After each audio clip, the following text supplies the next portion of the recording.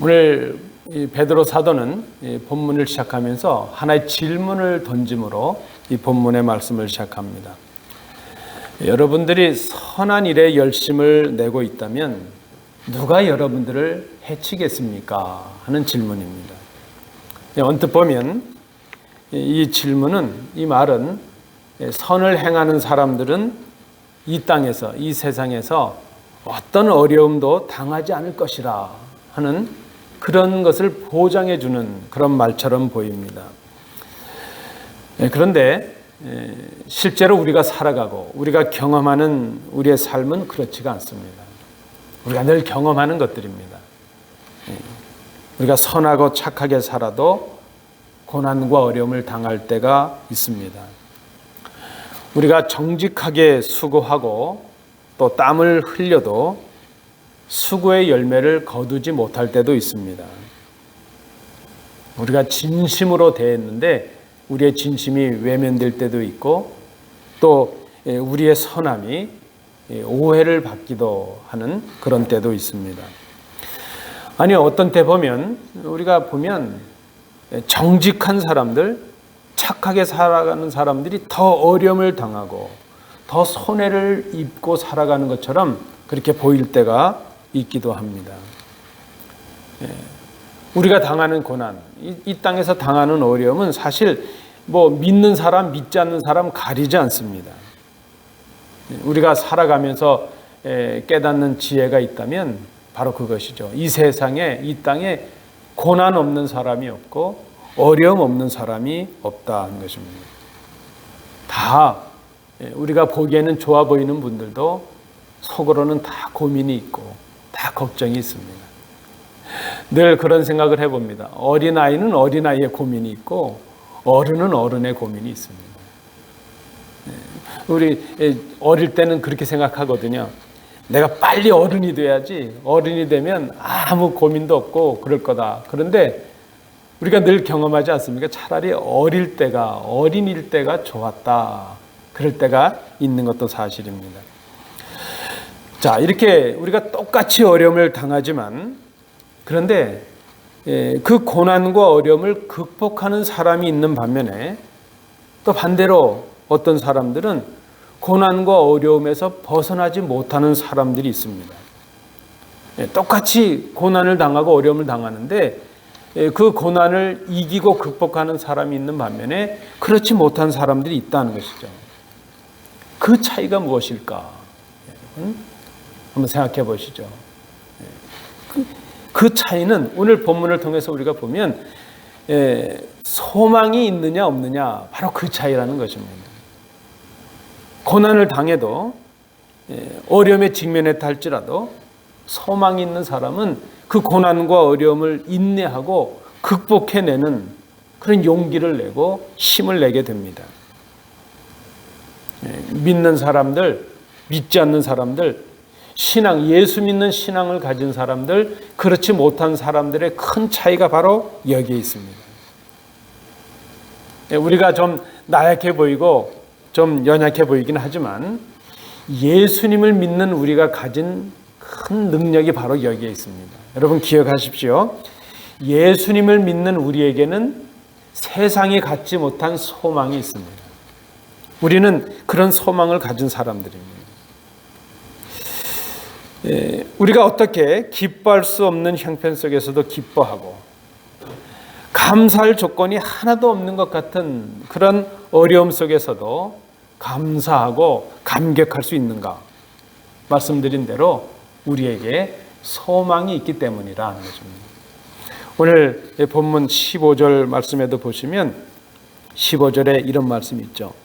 너희 마음에 그리스도를 주로 삼아 거룩하게 하고, 이 구절을 잘 유의해서 보십시오. 너희 속에 있는 소망에 관한 이유. 너희 속에 소망이 있다. 우리 속에 소망이 있다는 것입니다. 여러분, 지금 우리 예배 참여하신 성도들께서 한번 생각해 보십시오. 지금 나에게 무슨 소망이 있을까? 여러분들은 어떤 소망을 간직하고 계신가요? 예수 믿는 우리에게 있는 소망이 무엇인가 하면 예수님을 믿는 것 그 자체가 소망입니다. 예수님을 우리의 주님으로 믿는 것 그것이 우리의 소망입니다.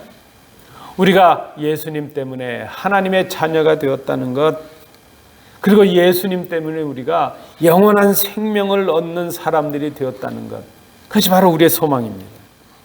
그리고 우리의 생이 이 땅에서로 끝나는 것이 아니라 장차 이어지는 하나님의 나라, 그 천국에서 하나님과 함께 왕노릇하게 된다는 그 소망이 우리에게 있습니다. 믿지 않는 사람들, 믿는 사람들, 그 차이가 바로 여기에 있다는 것이죠. 그래서 그리스도인들은 비록 고난이 있고 어려움이 있고 힘든 일이 있어도 이런 소망의 생각을 가지고 오늘 우리들의 삶을 보게 됩니다. 그런 소망을 가지고 우리의 고난을 봅니다. 그런 소망을 가지고 우리가 처해 있는 어려움을 봅니다. 그래서 그런 소망을 가지고 우리가 당하는 고난을 보니까 고난받는 것이 오히려 우리에게 행복일 수 있다는 것을 생각합니다. 옳은 일을 하다가 고난을 받게 되면 그것 때문에 우리가 행복한 사람이라는 것을 깨닫게 됩니다. 그럼 한번 생각해 보십시오. 베드로 사도를 비롯한 우리의 믿음의 선배들, 그 초대교회의 복음의 증거자들, 그들은 복음과 교회를 위한 그런 일들 때문에 어려움을 당했습니다. 심지어 세상으로부터 위협을 받았고 협박을 받았고 박해를 받았습니다. 목숨을 빼앗기는 그런 일들을 당했습니다. 그러나 그들은 두려워하거나 흔들리지 않았다는 것입니다. 왜 그랬을까요? 주님을 위해서 당하는 고난, 말씀대로 살아가다가 당하는 그런 어려움들이 장차 자신들에게 더 큰 복이 될 것이요, 그것이 자신들이 누리는 행복이라는 것을 그들이 생각했기 때문입니다. 참으로 역설 아닙니까? 고난을 당하는데 행복했다는 것입니다. 어려움을 당하는데 그것이 우리에게 주시는 하나님의 복이라는 것을 생각했다는 것입니다. 이것이 어떻게 가능했을까? 세상에서 얻을 수 없는, 세상이 줄 수 없는 소망이 그들에게 있었기 때문입니다. 여러분 기억하십시오. 우리 그리스도인들은, 예수 믿는 우리들은 고난을 당해도, 어려움을 당해도 우리에게 소망이 있기에 그 고난을 넘어설 수 있는 능력을 가진 사람들이라는 것입니다. 그런데 세상은 이것을 알 수가 없습니다. 믿지 않는 사람들이 보면, 그래서 그리스도인들은 참 바보 같은 사람들입니다. 그래서 예수 믿는 것 때문에 인내하고 환난과 궁핍과 고난과 매맞음과 갇힘과 수고를 합니다. 근데 그러면서도 감사하다 그래요. 그러면서도 기뻐해요. 그러면서도 찬송을 합니다. 여러분, 예수 믿지 않는 분들이 예수 믿는 우리들을 보면 그럴 것 같아요. 아유, 무슨 재미로 사나 그럴 것 같아요. 무슨 재미로 사나 그럴 것 같아요. 저렇게 예수 믿는 사람들은 바보 같아, 저렇게 어리석을까 그럴 것 같아요. 분명 슬픈 일이 분명한데 기뻐합니다. 가난해졌는데 오히려 부유하다고 생각을 합니다. 부족함 투성인데 만족하며 살아갑니다. 믿지 않는 사람들이 믿는 우리들이 어리석고 바보 같다고 비난하고 조롱하는 것, 그들이 소망을 알지 못하기 때문입니다. 성경에 예수님께서 비유를 하신 말씀 아닙니까? 한 가난한 농부가 남의 이제 땅을 빌어서, 그 땅을 빌려서 농사를 짓습니다. 그런데 그 주인이 좀 악한 주인이었는지 좋은 밭을 준 것이 아니라 아주 돌짝밭을 주었습니다.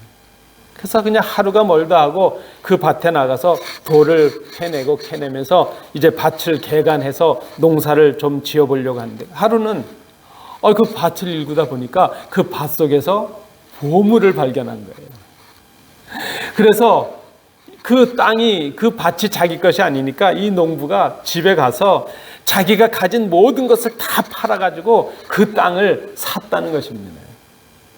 아마 그때 그 가족들이 어땠을까요?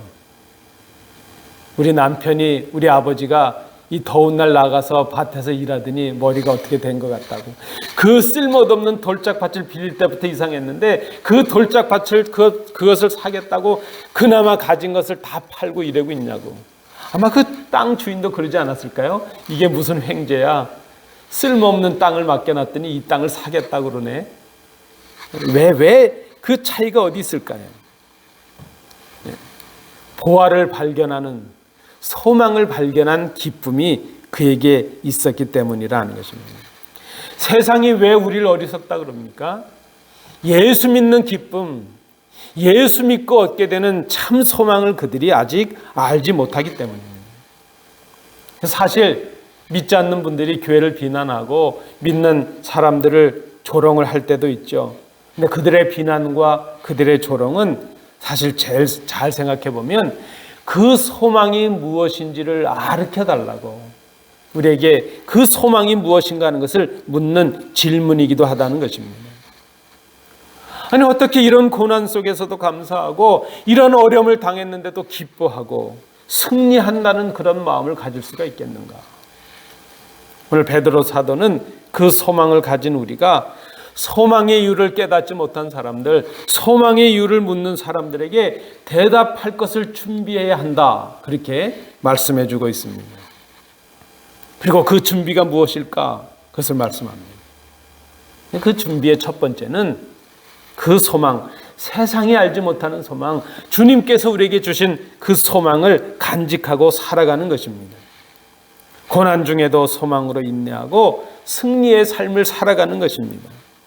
오늘 본문을 통해서 소망을 간직하고 살아가는 구체적인 모습이 어떠한가, 소망을 간직한 우리 그리스도인들의 모습이 어떠한가 하는 것을 우리가 생각해 봅니다. 첫 번째, 오늘 본문을 통해서 발견하는 것, 소망을 간직하고 살아가는 그리스도인의 모습의 첫 번째는 온유함이라는 것입니다. 온유함. 우리가 가진 소망에 관해서 이유를 묻는 사람들에게 우리는 온유함으로 대답을 해야 합니다. 온유하다 하는 이 말의 쉬운 의미는 공손하다 하는 뜻입니다. 공손하게, 부드럽게 하는 뜻이 있습니다. 이 온유라고 하는 것은 하나님을 의지하는 자, 하나님을 의지하게 될 때 우리에게 주시는 그 변화로 인해서 우리가 얻게 되는 성품입니다. 전에 우리는 하나님을 알지 못할 때 교만하고 그저 포악하고 완악했습니다. 그런데 예수님을 알게 되고 하나님을 믿게 되고 알게 되니까 우리가 그 하나님 앞에서 부드러워지는 것이죠. 변화를 경험하게 됩니다. 그것이 바로 온유함이라 하는 것입니다. 그것은 오늘 본문이 기록하고 있는 것처럼 우리 마음에 그리스도를 주님으로 삼아서 거룩한 분으로 인정하고 의지하고 섬기는 것을 말합니다. 그것이 온유함입니다. 아직 소망을 알지 못하는 사람들에게, 세상에 우리의 형제들과 이웃들에게 우리는 온유함으로, 공손함으로 그 소망을 알려주는 것입니다. 그 소망이 무엇입니까?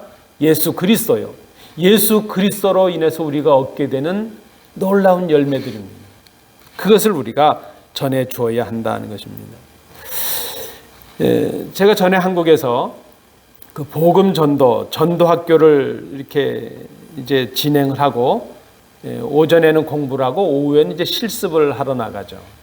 그래서 이제 간식들을 드시고 전도 훈련한 것을 가지고 뭐 백화점 지하에도 가고 뭐 버스 스탑에도 가고 길거리에도 가면서 이제 전도를 하게 됩니다. 이제 그 전도대원들을 짝을 지어서 훈련시켜서 내보내 놓고 전 이제 점검을 하기 위해서 또 이렇게 돌아다니죠. 한번 가다 보니까 그 지하철역 안에서 우리 성도님 한 분이, 두 분이서 이제 짝을 지어서 이렇게 전도를 하는데 싸우고 있는 거예요. 전도를 하라 그랬더니 싸워요.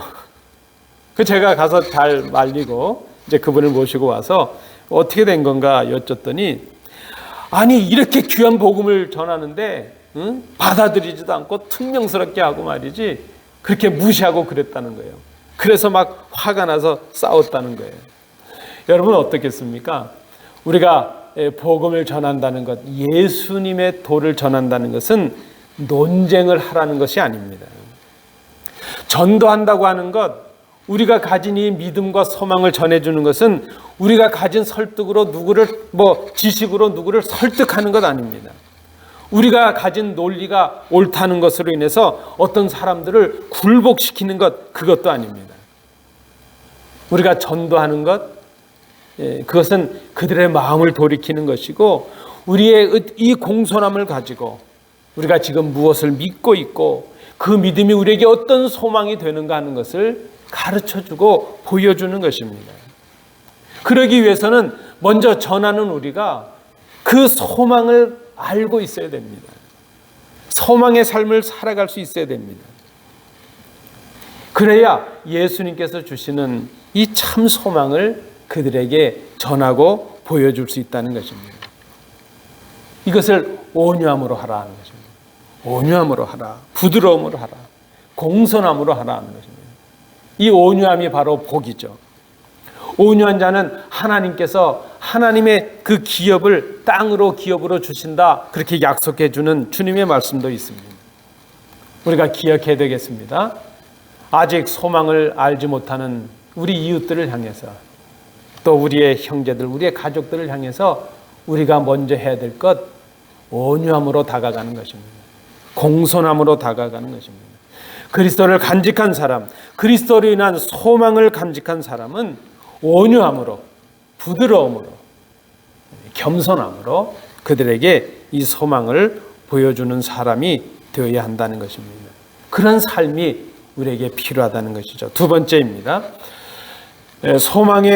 소망을 간직하고 살아가는 그리스도인의 모습 두 번째는 두려움이라 그랬습니다. 두려움. 우리가 가진 이 소망에 관한 이유를 묻는 자들에게 우리가 두려움을 가지고 대하고 두려움을 가지고 대답해야 한다는 그런 말씀입니다.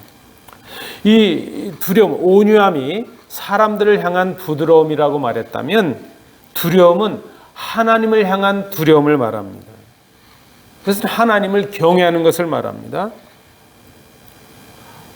하나님이 살아계신다는 것을 믿고 그 살아계신 하나님 앞에서 이제 거룩하게 두려워하는 그 떨림을 말합니다.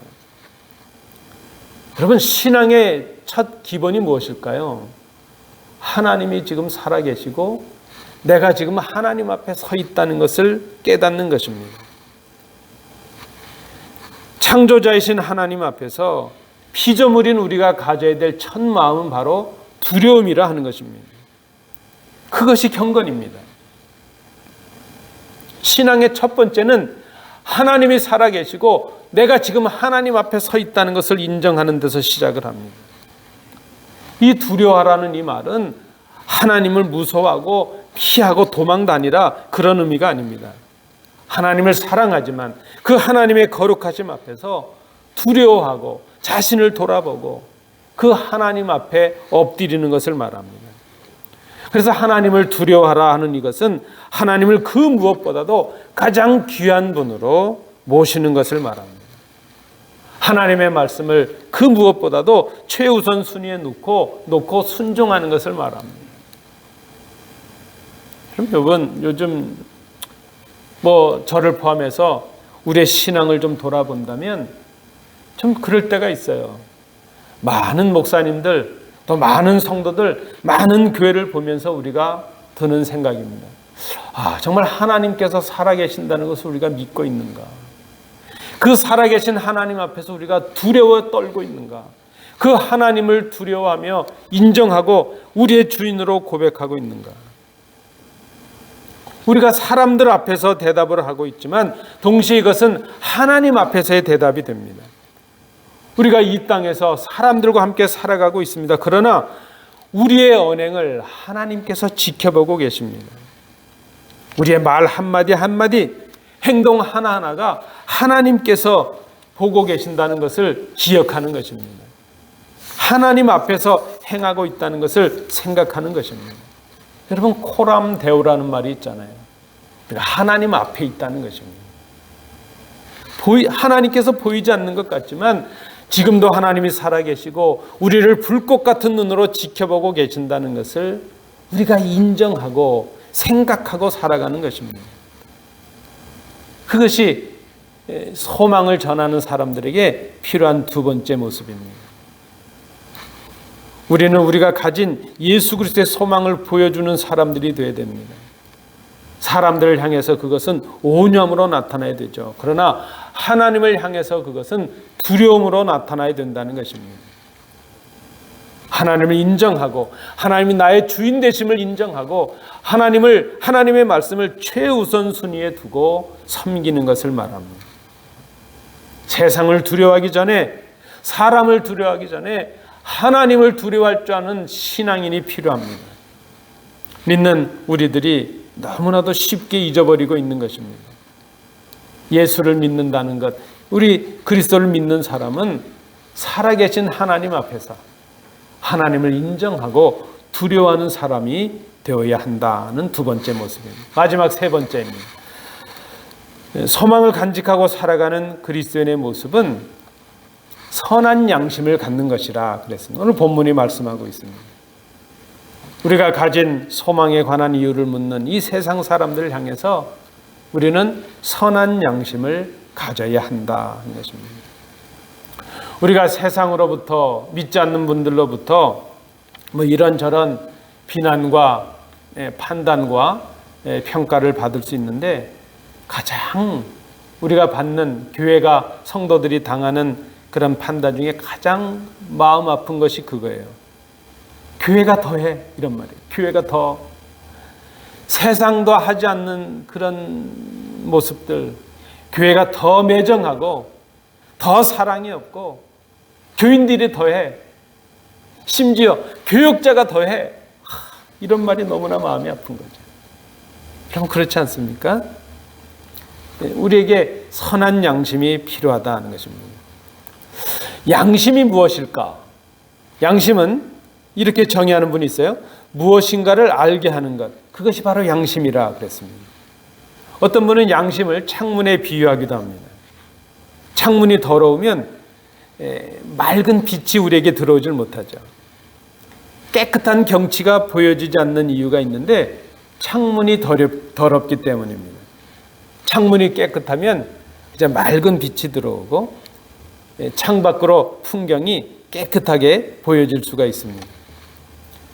우리의 양심이 그런 창문과도 같다는 것이죠. 만약에 우리의 양심이 예수 그리스도의 진리를 알게 되면 그 양심이 선한 양심이 됩니다.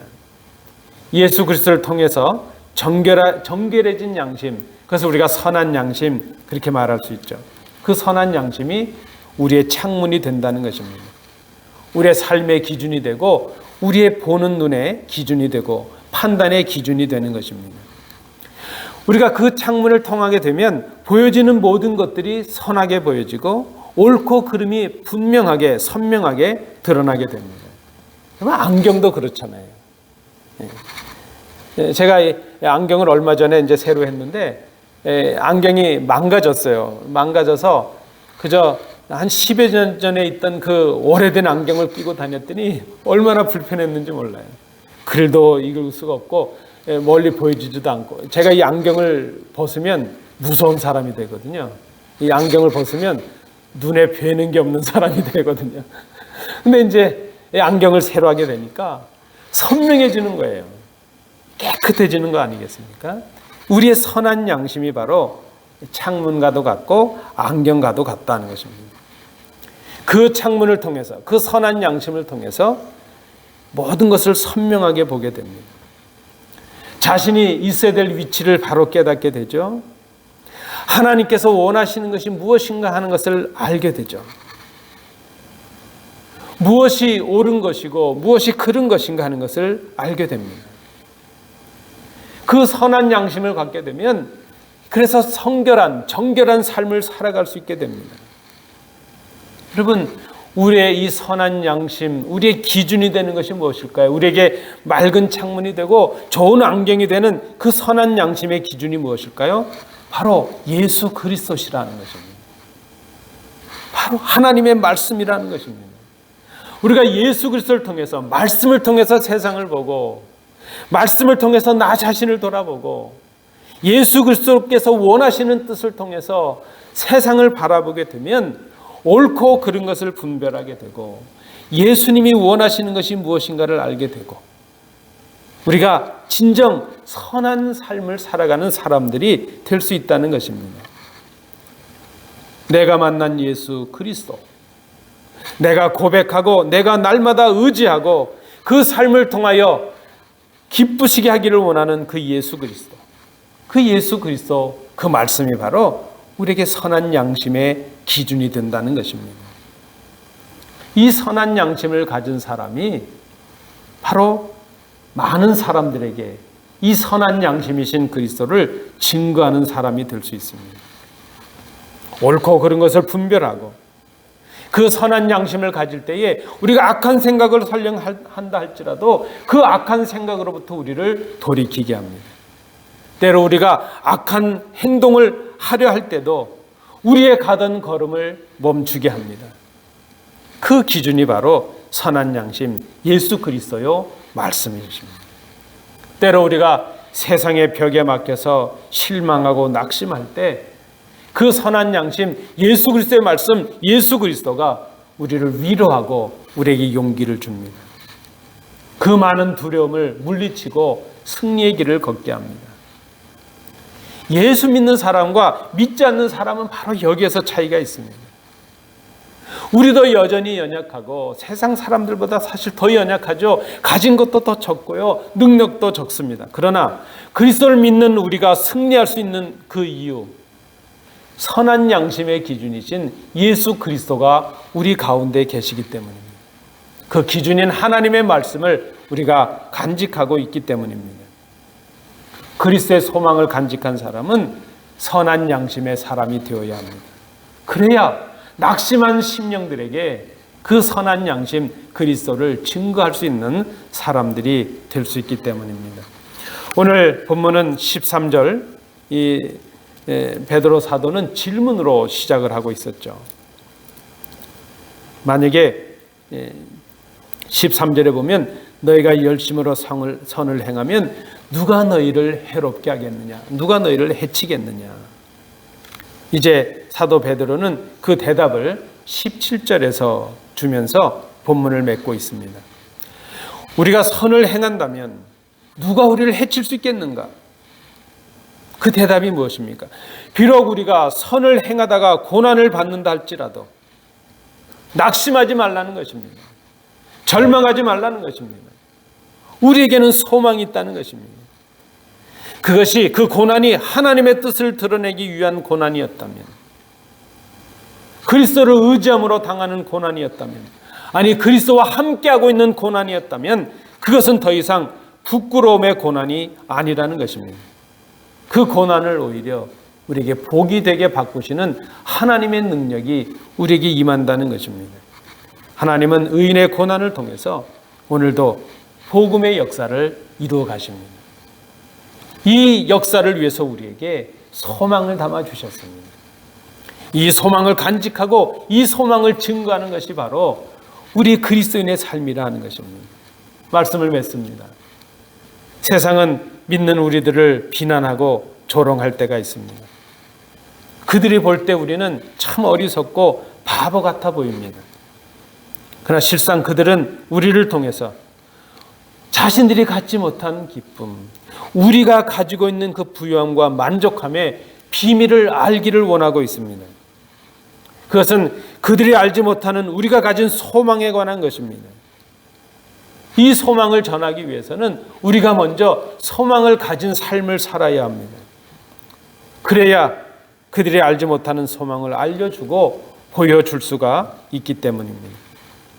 그 삶은, 우리가 살아야 될 삶은 우리의 소망이신 그리스도를 그들에게 알려주는 것입니다.